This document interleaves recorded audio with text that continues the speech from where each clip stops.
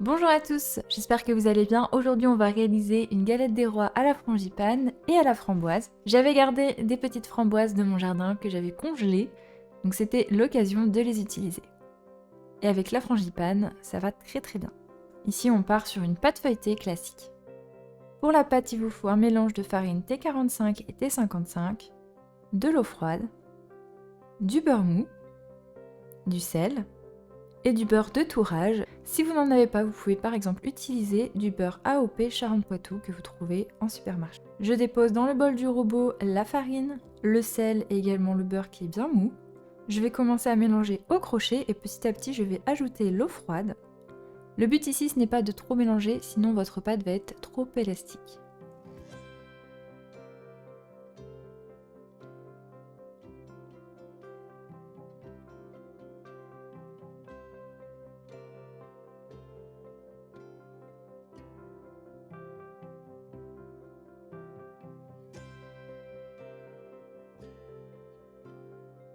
Vous commencez à la mélanger au crochet et ensuite vous pouvez terminer de la bouler à la main sur votre plan de travail avec un petit peu de farine si besoin. S'il y a encore des petits morceaux de beurre, ce n'est pas grave, ils vont disparaître ensuite avec le tourage.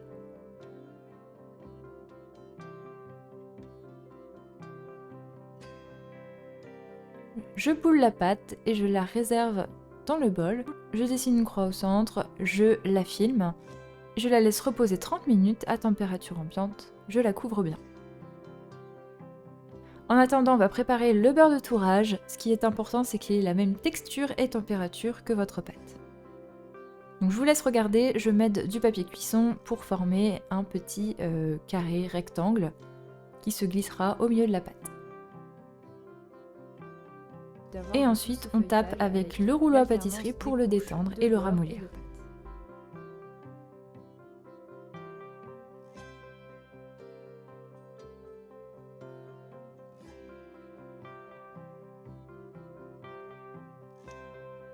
Donc s'il est un peu trop mou, vous pouvez le réserver quelques minutes au réfrigérateur pour qu'il soit plus simple à manipuler ensuite et qu'il ait à peu près la même texture que la pâte.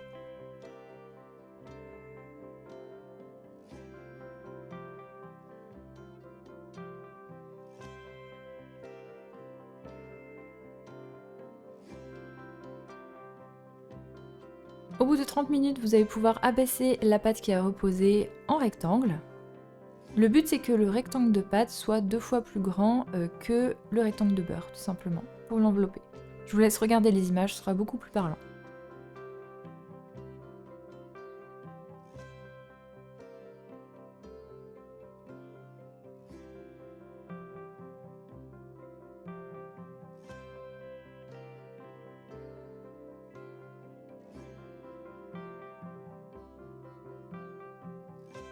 Donc vous voyez ici, j'ai la bonne taille. Juste avant, je vais filmer le rectangle de pâte et je vais le réserver quelques minutes au congélateur pour que la pâte soit un peu plus ferme.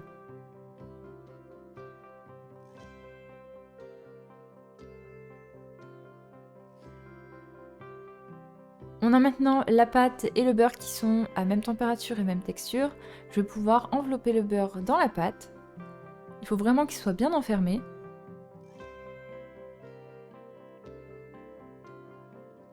Vous pouvez un petit peu fariner le plan de travail, il faut tout le temps vérifier que la pâte ne colle pas.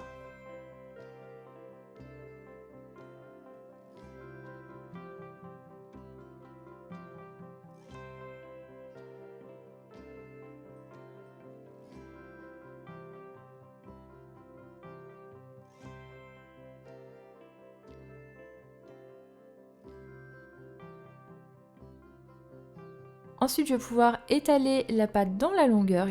Il faut que la pâte soit 3 fois plus longue que large.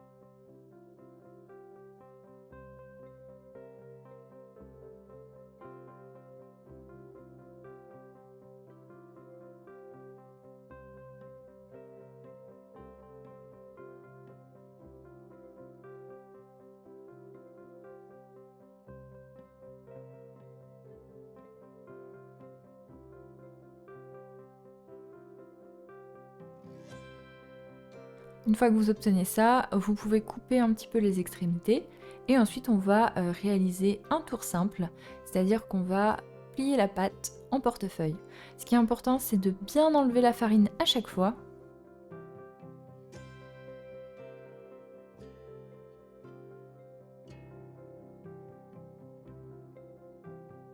Je vous laisse regarder l'image, ce sera plus parlant.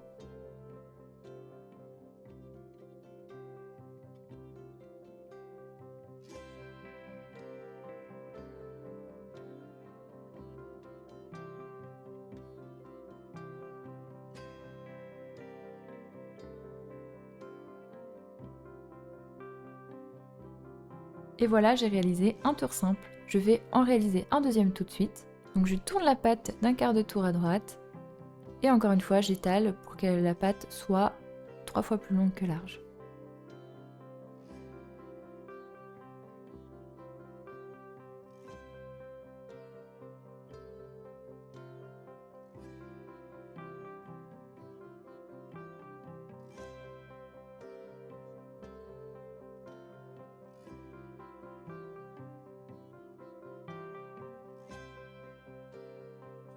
Je réalise de nouveau un tour simple.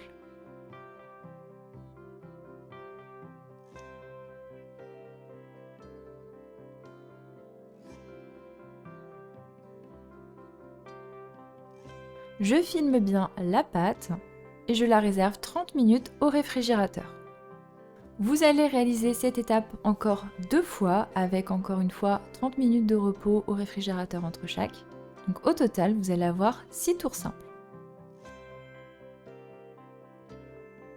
Ensuite, une frangipane, c'est une crème pâtissière avec une crème d'amande. Pour la crème pâtissière, vous avez besoin de sucre, d'un mélange farine maïzena, du lait, des jaunes. Je porte à ébullition le lait. En parallèle, je mélange les jaunes et le sucre.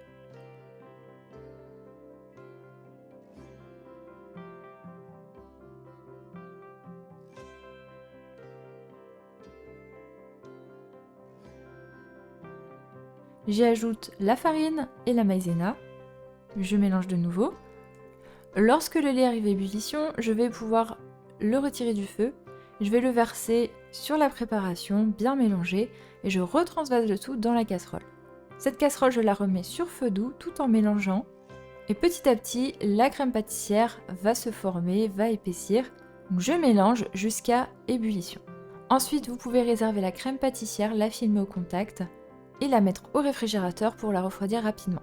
Pour la crème d'amande, il vous faut du sucre, de la poudre d'amande, du beurre bien mou et des œufs. On commence par travailler au fouet le beurre qui est bien mou. Ensuite, on y ajoute le sucre et même chose, on mélange les deux.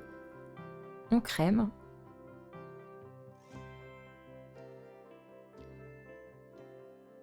Ensuite, j'ajoute un à un les œufs battus.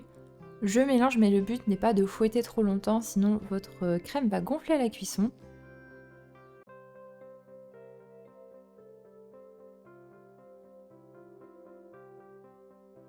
Et ensuite, je termine en ajoutant la poudre d'amande. Je filme au contact, et si besoin, si elle est trop liquide, je réserve au réfrigérateur. Le but, ça va être que la crème d'amande et la crème pâtissière aient la même texture et température quand on va les mélanger. Donc pour les mélanger, je remélange bien les deux pour les détendre et qu'ils aient la même texture. Et petit à petit, j'ajoute la crème pâtissière à la crème d'amande tout en mélangeant.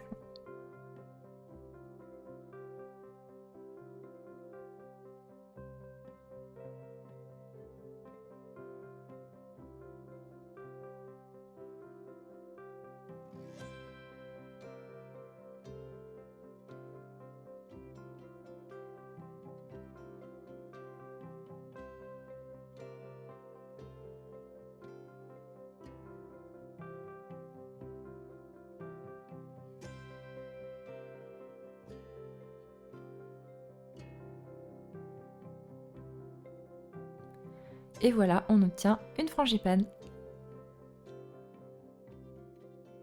Je vais récupérer la pâte, je la fais revenir un peu à température ambiante avant de l'étaler. Je la coupe en deux pour étaler chaque partie et détailler un disque de pâte.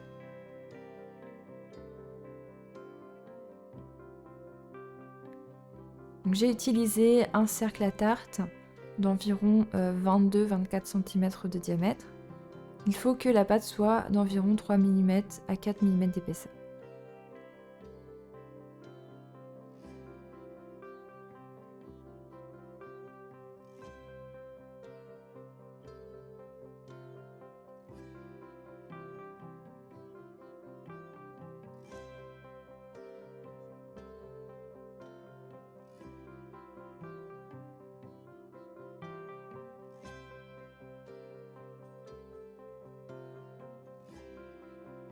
Les deux disques de pâte, vous les mettez sur du papier cuisson et vous pouvez les mettre un petit peu au congélateur pour que la pâte se raffermisse et soit un peu plus facile à travailler.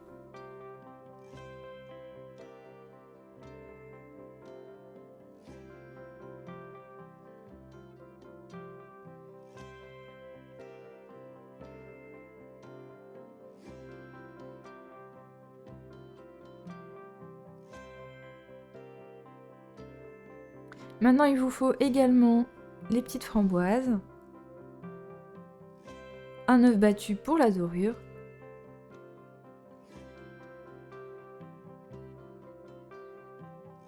donc je mets la frangipane dans une poche, je vais l'adresser sur le disque de pâte, je laisse une marge autour.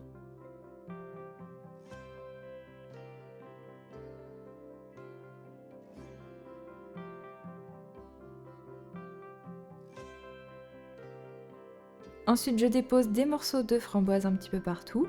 N'oubliez pas également de déposer la fève sur l'un des bords pour éviter de tomber dessus lors de la découpe.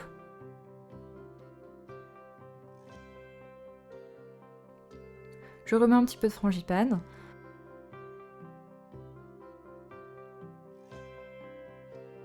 Au bord, je dépose de l'œuf battu et ensuite je dépose par-dessus le deuxième disque de pâte. Je fais bien la soudure sur les bords.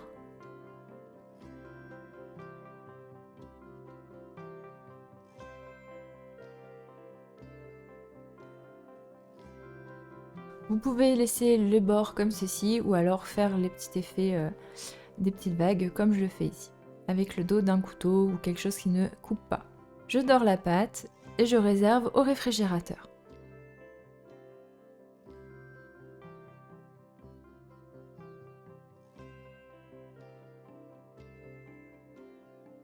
Simplement pour que ce soit plus simple ensuite de faire le dessin par-dessus avec le dos d'un couteau. Vous pouvez faire vraiment ce que vous voulez.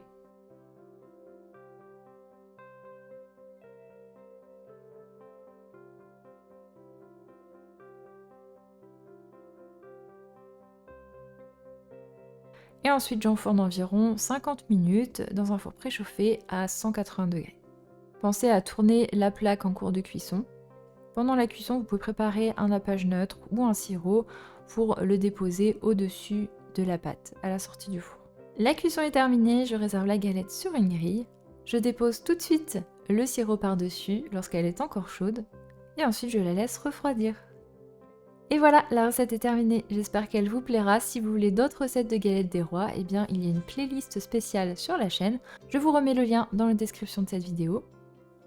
Il y a également la brioche des rois. Dites-moi dans les commentaires quelle galette vous avez réalisée cette année. Encore une fois, je vous souhaite à tous une très belle nouvelle année. Et je vous dis à très bientôt pour de nouvelles vidéos.